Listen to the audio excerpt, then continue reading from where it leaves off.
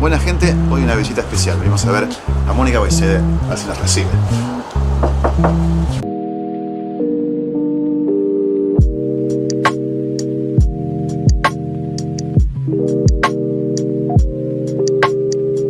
Mónica Boisede es socióloga y docente. El 6 de julio de 2006 su vida cambió por completo, cuando Alfredo Marcenac, su hijo, fue asesinado a balazos en plena calle del barrio porteño de Belgrano, un hecho que conmocionó a todo el país.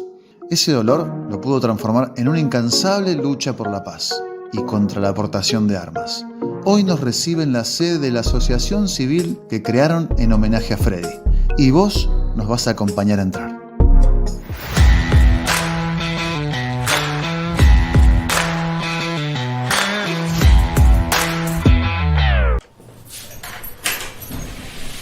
Hola, ¿cómo estás? Gracias por recibirme. No, por favor, gracias. Acá en tu casa. A ustedes, ¿no? Por favor. Acá trabajás.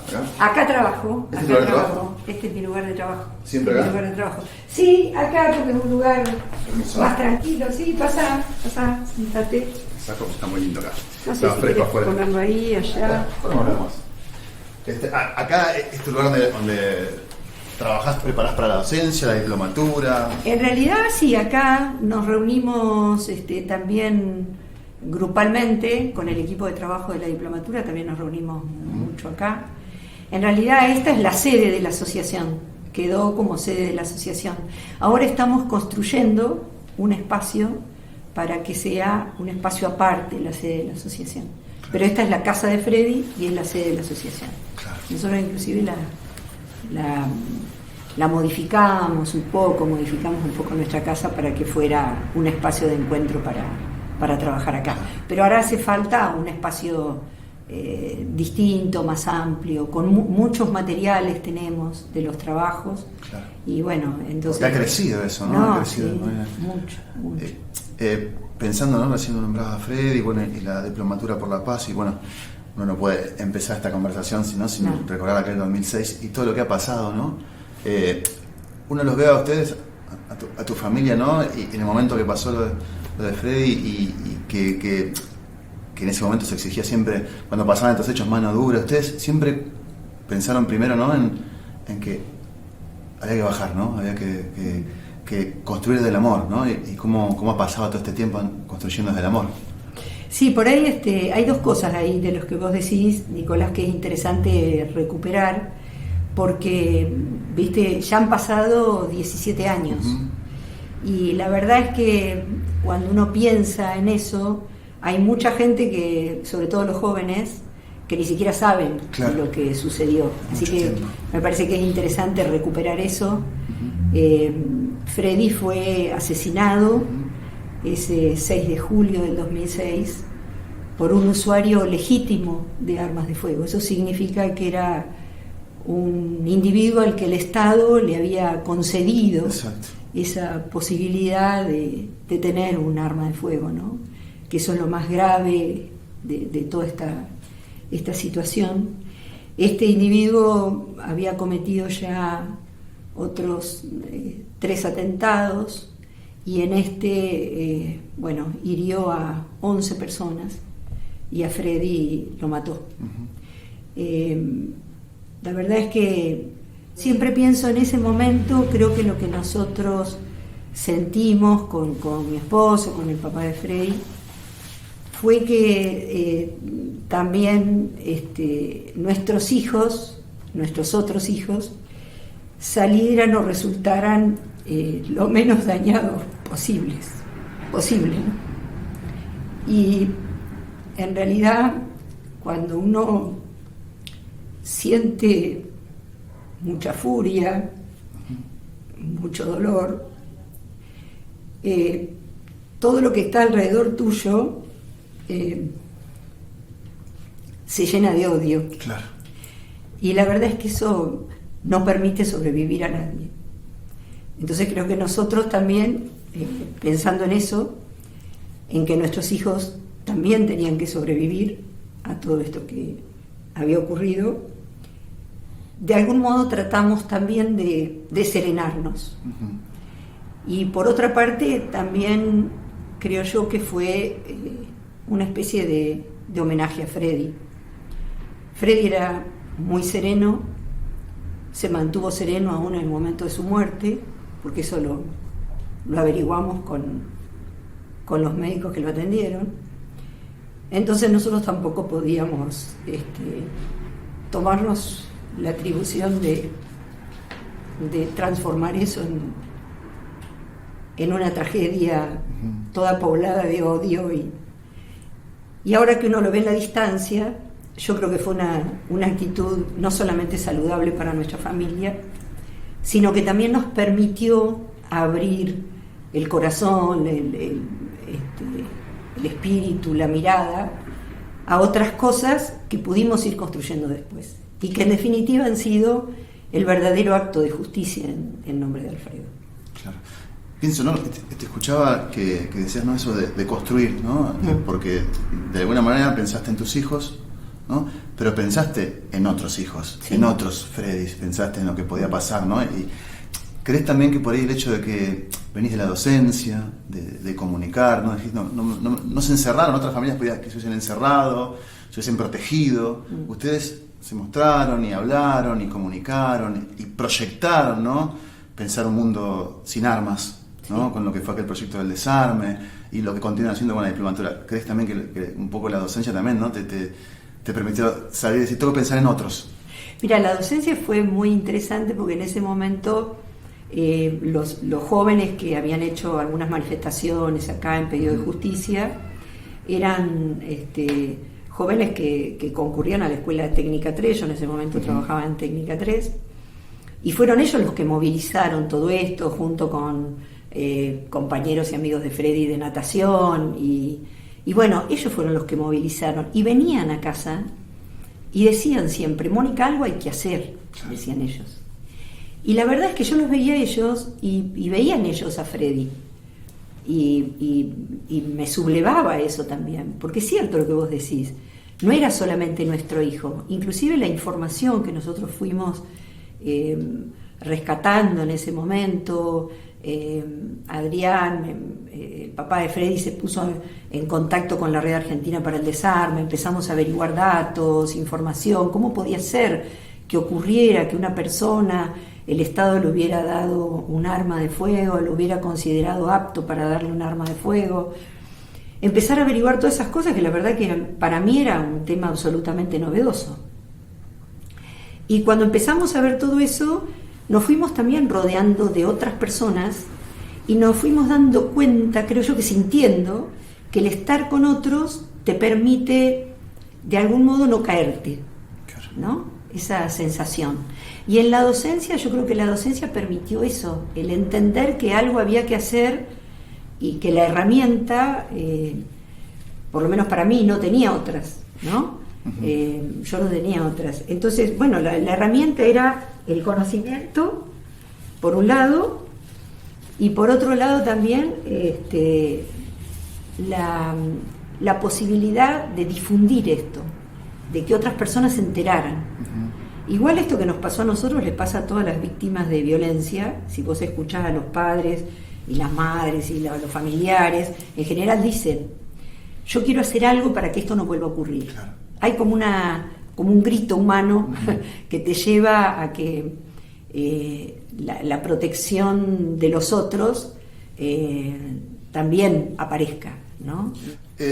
Dijiste, ¿no? Pasaron 17 años y Ríos está en una institución mental, ¿no? Ríos está en un instituto, sí, que corresponde a la cárcel de Seiza, claro, pero que está en un sistema de protección, claro, de personas como él. Como si él no hubiese estado en sus cabales cuando hizo... Exactamente. No, claro, es que de verdad a él lo consideraron inimputable, pero fue muy terrible porque en realidad hubo toda una manipulación desde el punto de vista de los médicos psiquiatras que quisieron hacernos creer que en realidad Ríos no sabía lo que hacía porque no hablaba, no respondía. Claro. Pero esa fue una estrategia absolutamente ideada por su defensa, por los abogados. Y hay una cuestión también interesante, mirándolo retrospectivamente, que es que mucha gente, cuando algo muy violento se comete, dice, era un loco. Claro. En realidad no es un loco, Fue una un locura, violento, claro. fue una locura.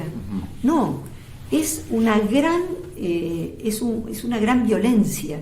Sí, sí. Y los seres humanos, frente a episodios de grandes violencias, no podemos entender que otro ser humano sea capaz de cometer eso. Entonces vos lo atribuís a una situación de locura, pero Claro. no es locura, Claro. no es locura, es violencia. ¿Y tuviste oportunidad de hablar con la familia, de acercarse, se acercaron? No. Cuando vos lo veías, No. o te gustaría tener la oportunidad de hablar con alguien de ellos, inclusive No. con Ríos? En No. realidad no me interesa, nunca nos interesó hablar Claro. ni con la familia. La familia jamás intentó hablar con nosotros, nunca jamás pidieron ni siquiera disculpas, nunca.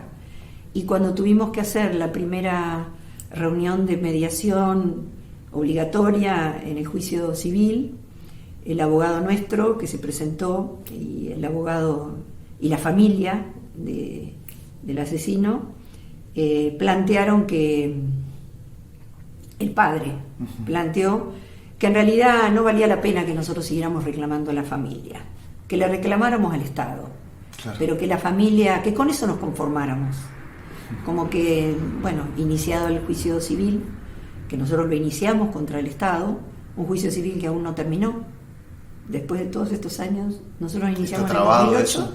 está ahí, trabado, trabado, o sea, todo lo que nos pasó en nuestra vida después, nosotros eso nunca lo hemos comentado, pero en realidad nosotros tuvimos que arreglarnos por nuestros propios medios, nadie nos ofreció ni siquiera atención psicológica, Claro. nada, nosotros no recibimos absolutamente nada del Estado, o sea, no sucumbimos porque no sucumbimos, pero fue otra de las tantas injusticias que se cometieron con nosotros y que aún continúan, todavía no hay respuesta. Y me pregunto, pensando en lo que les pasó, en lo que te pasó, Mónica, ¿en qué momento te cambiaste el por qué me pasó esto, por qué nos pasó esto, al para qué, y dijiste, bueno, hay que construir algo? Dijiste, ahora es para qué, ahora es para adelante, ¿no? Explíquese. Yo no sé si en algún momento planteábamos eso o planteamos el por qué. El por qué lo planteamos, pero buscábamos razones. Claro. Y en la medida en que aparecieron razones, aparecieron deseos de que eso nos volviera, de hacer algo para que eso se supiera, se conociera. Porque cuando nosotros tomamos conciencia de que en el país morían entre 8 y 9 personas por día por las armas de fuego, y que en realidad eso ocurría aún hoy, mueren entre 7 y 8 personas por día por las armas de fuego, en situaciones en las que no hay una confrontación abierta, entonces vos decís, wow, mi hijo fue uno de esos 9 que mueren todos los días en nuestro país y que yo me entero solamente de algunos que me muestran en Claro. televisión y que además tergiversan esa Que información. nos acostumbramos a ver, ¿no? Lo que Sí, ¿no? es terrible, pero además eso de tergiversar el sentido, o sea, las muertes ocurren la mayoría de las veces, de cada 4 muertos por armas de fuego, solo una es en situación de delito, las otras 3 restantes ocurren porque la mayoría por conflictos interpersonales, por conflictos de género, ocurren también por suicidios, por accidentes. Entonces a vos lo que te muestran es siempre lo que ocurre en situación de delito. Y cuando nosotros nos enterábamos de todo esto, decíamos, bueno, esto alguien lo tiene que saber, no, la ciudadanía no puede estar tampoco ajena a todo esto, ¿no? Y empezamos a trabajar, e insisto, en principio nosotros siempre trabajamos rodeados de otros. Fue casi inmediato, nosotros en julio mataron a Freddy y en octubre ya estábamos haciendo reuniones colectivas para trabajar este tema, para ver qué se podía hacer. Empezamos a trabajar con el tema de la inseguridad, porque era lo que todo el mundo hablaba en ese Claro. momento. Y nosotros no hablábamos de inseguridad, hablábamos de seguridad, o sea, lo que faltaba Claro. para que se construyera esa condición social de seguridad colectiva.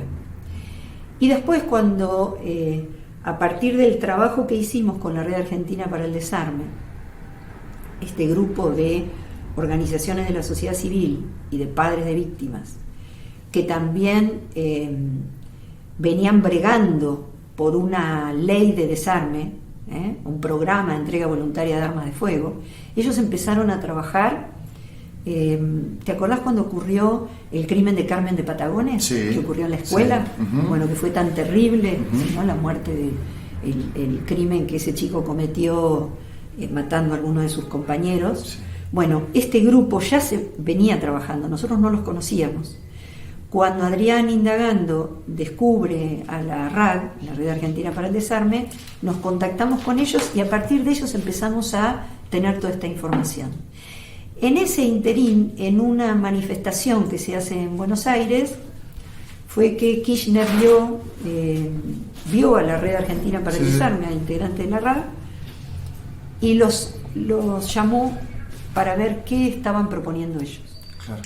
Y a partir de ahí se empieza a gestar la ley, este programa de entrega voluntaria de armas de fuego, la ley de desarme. Uh-huh. Entonces, cuando eso ocurrió, nosotros, mi esposo empezó a trabajar con el tema del programa de entrega voluntaria de armas, conjuntamente con la Red Argentina para el Desarme. Y nosotros acá, desde la docencia, con compañeros y compañeras docentes que se acercaban y bueno, empezamos a pensar cómo podíamos hacer para llevar esto a la educación.